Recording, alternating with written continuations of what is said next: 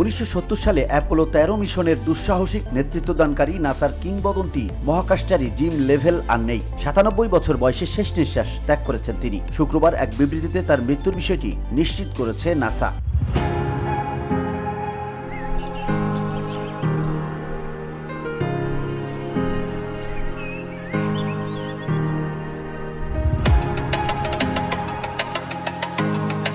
বিবৃতিতে নাসা জানিয়েছে, শুক্রবার 7 ইলিনয়ের লেক ফরেস্টে মারা যান লাভেল। তার মৃত্যুর কারণ তাৎক্ষণিকভাবে জানা যায়নি।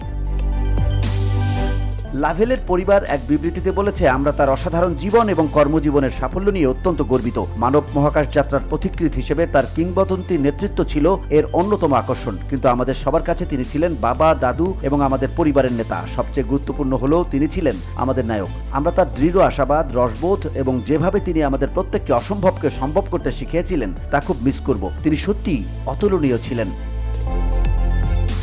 VOD Bangla news desk.